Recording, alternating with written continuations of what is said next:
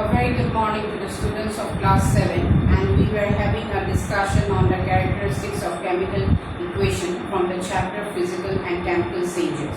As I was telling you all about the first one is the evolution of gas.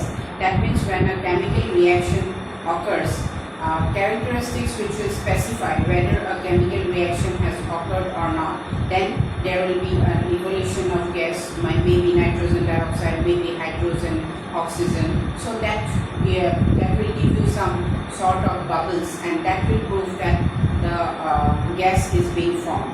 Now there is the second characteristics of the chemical equation is about the change in color, and that has already been explained to you. That means when copper carbonate is heated, then what happens? It has to be heated strongly, and then you get a black residue.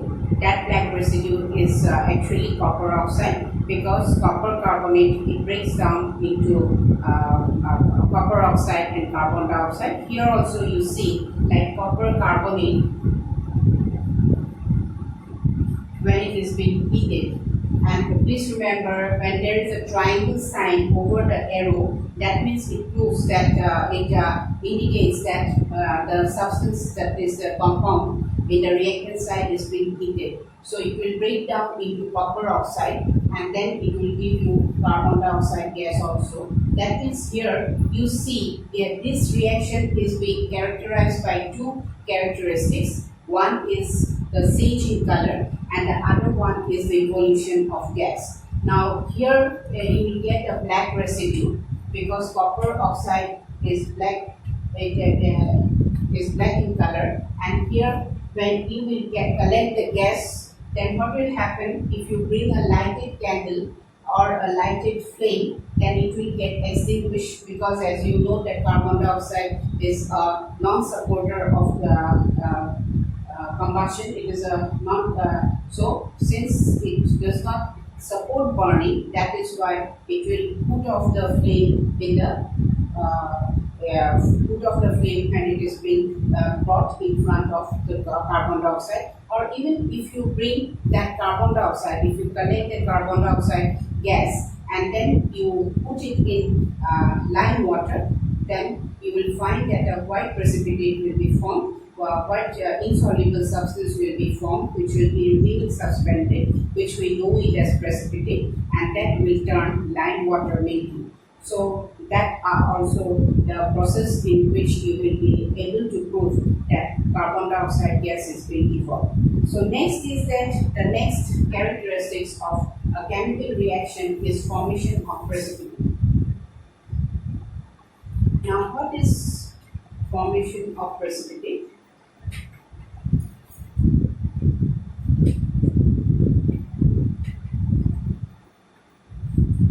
Now, in short form, it is also written as PPT. So, when sometimes it is being written that PPT, that means precipitate. Okay. So, and it also, when a precipitate is being formed, then it is always shown by an arrow which points downwards. So, when you have an arrow against any compound in a chemical reaction, an arrow is pointing downwards, then you will have to understand that a precipitate is being formed.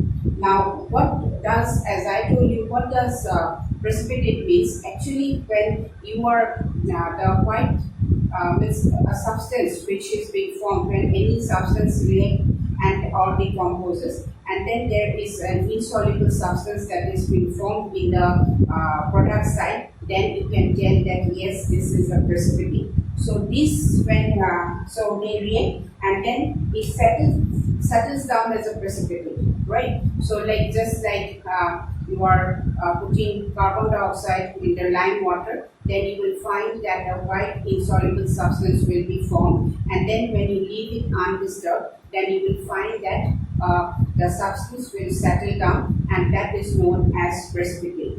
So, and as I told you, it is always shown by an arrow which points downward. Now, like aqueous solution. What do you mean by aqueous solution? Aqueous solution is a solution in which the solution is made with. Now, aqueous it is also written as AQ. The short form is written as AQ, and when the solvent is water, then it is known as aqueous solution. Okay, so that means an aqueous, when you are talking about an aqueous solution, then if it is written beside any compound AQ, then you have to know that it is a solution, and that solution is made up with water.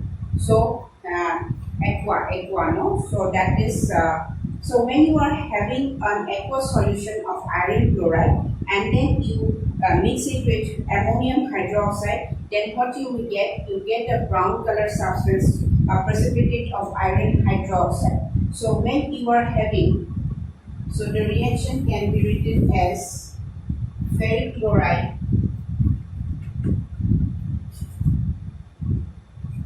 plus NH4 ammonium hydroxide. Of course, this is not balanced. Then what will you get? You get ferric hydroxide, right? And this is actually the that is the brown color precipitate along with ammonium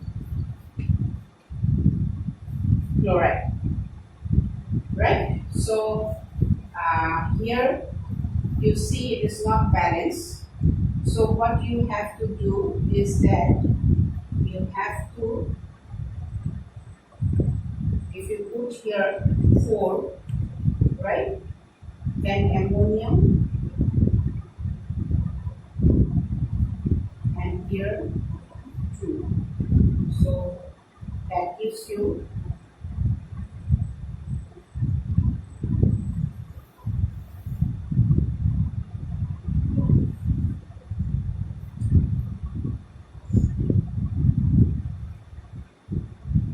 here is 3 chlorine, so here you can put 3 to make it equalize to 3, and here you can put, you will have to put 3 because ammonium, that is nitrogen and hydrogen, becomes 3 and 4. So that way then iron is balanced, right? And then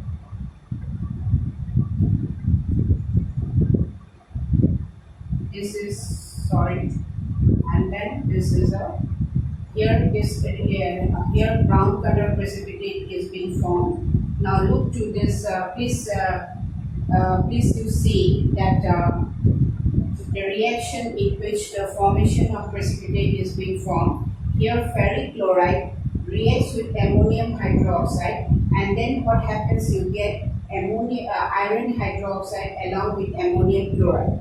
Now this, to balance this reaction, you see there are 3 atoms of chlorine. That is why here if you put 3, so chlorine will be equalized, and here if you put 3, so nitrogen will be equalized. Hydrogen is 2 into 3, 4, so this becomes okay. Then hydroxide is 4, 3 oxygen and 3 hydrogen, that means whole 3, so this equation is balanced. So that means the precipitate, what is the precipitate, which is the precipitate that is formed? That means here iron hydroxide will be, it is the precipitate because it is shown by an arrow which actually is pointing downwards, and that precipitate is brown in color.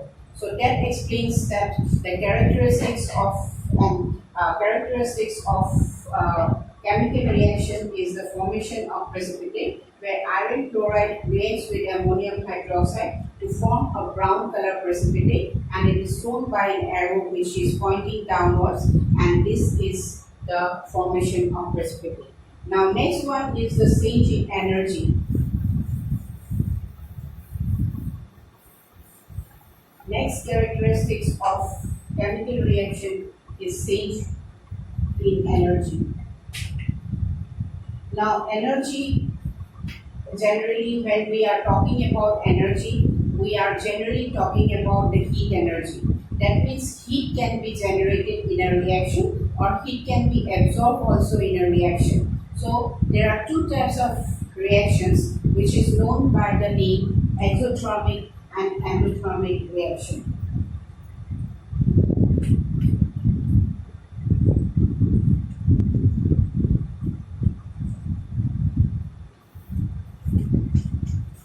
So here endothermic and exothermic. Thermic means heat. Thermic means heat.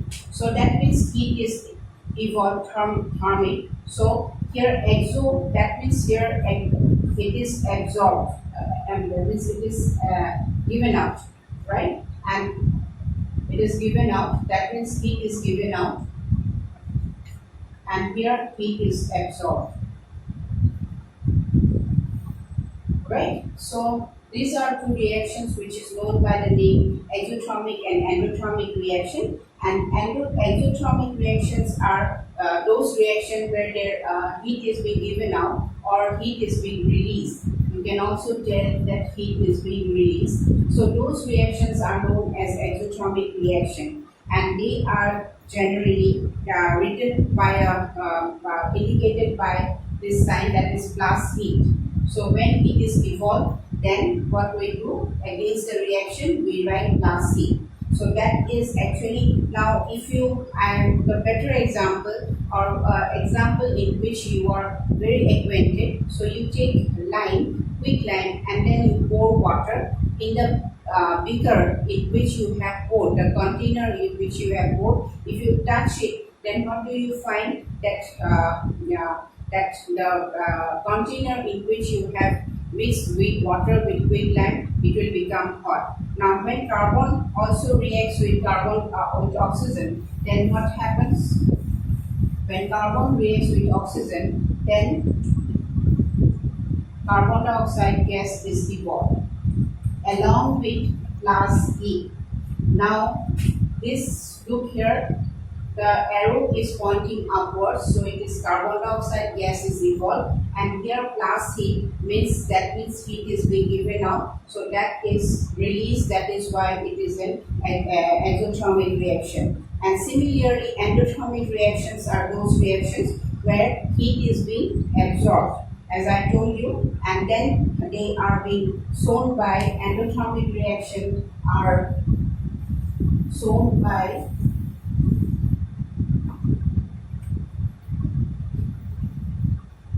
minus heat. That means heat is being released.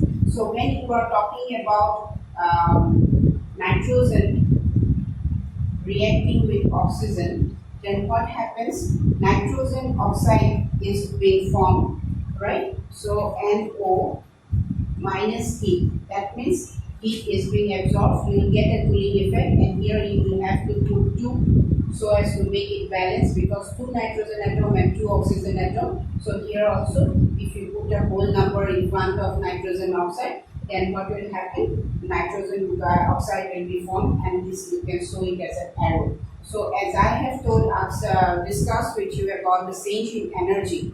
So that means change in energy means that heat can be evolved as well as heat can be absorbed, and when heat is being absorbed, then we show it with a minus heat sign, and then you can tell that it is an endothermic reaction. So that with that I would like to finish off my class for today, and we will meet again in the next class. Till that time, thank you very much.